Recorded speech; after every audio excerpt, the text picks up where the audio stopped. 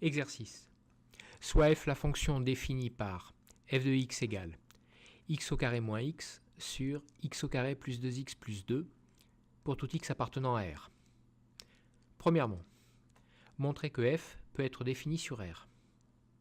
Deuxièmement, montrer que la fonction dérivée de f est définie par f' de x égale 3x au carré plus 4x moins 2 sur x au carré plus 2x plus 2 au carré pour tout x appartenant à R.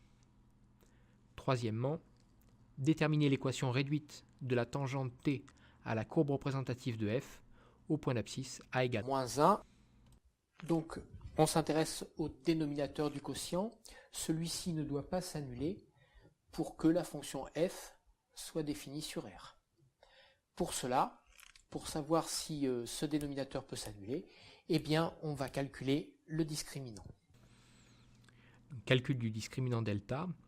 Delta est le carré du coefficient du terme en x, moins 4 fois le coefficient du terme en x au carré fois le coefficient constant.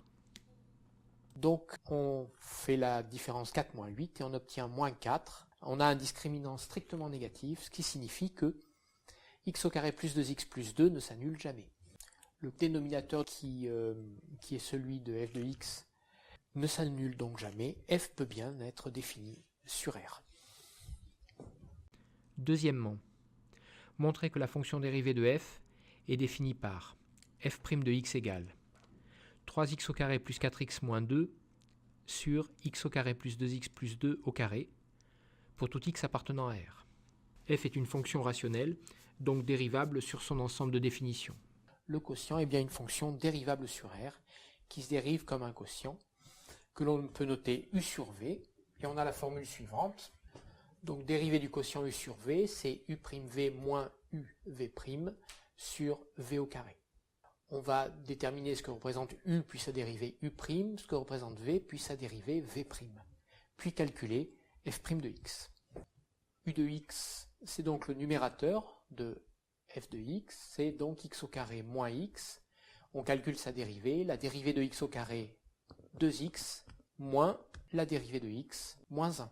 V de x est donc le dénominateur en x de f de x. C'est donc une fonction polynôme qui est x au carré plus 2x plus 2 qui se dérive. La dérivée de la somme de ces trois termes, c'est la somme des dérivées de chaque terme. Dérivée de x au carré, on a vu que c'était 2x. Dérivée de 2x, on garde le terme constant 2 et on multiplie par la dérivée de x, donc plus 2 fois 1. Et dérivée du terme constant 2, c'est 0, puisqu'il est isolé. On va pouvoir appliquer la formule de dérivation pour calculer f' de x. On a appliqué la formule de dérivation et on a donc à développer deux produits.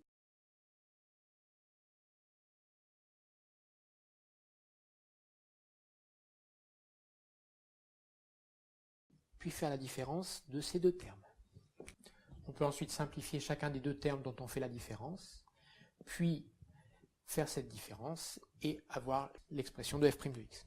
On peut donc encore simplifier le numérateur, les x au cube disparaissent, et il ne reste plus que 3x au carré, plus 4x moins 2. On retrouve bien l'expression de f' de x qui était donnée. On a donc f' de x égale 3x au carré plus 4x moins 2 sur x au carré plus 2x plus 2 au carré, pour tout x appartenant à R. Pour le troisièmement, on doit chercher l'équation réduite de la tangente t en un point d'abscisse donné. On rappelle la formule générale, équation de t. Donc la formule, c'est y égale f' de a, facteur de x moins a, plus f de a. On a choisi pour a, dans cette question, la valeur moins 1, a est donc égal à moins 1. On va donc devoir calculer f' de a et f de a. On a remplacé x par a égale moins 1 dans l'expression qui définit f, et on obtient f de moins 1 est égal 2. On va calculer f' de moins 1. En remplaçant x par moins 1 pour le numérateur, on a 3 moins 4 moins 2, c'est-à-dire 3 moins 6, soit moins 3. Pour le dénominateur, c'est le carré du dénominateur qu'on a calculé précédemment. C'est donc 1 au carré, c'est-à-dire 1. Donc f' de moins 1 égale moins 3. T a donc pour équation l'expression que l'on a obtenue en remplaçant f' de a par moins 3, f de a par 2 et a par moins 1, ce qui nous donne y égale moins 3 facteur de x plus 1 plus 2, soit y égale moins 3x moins 1.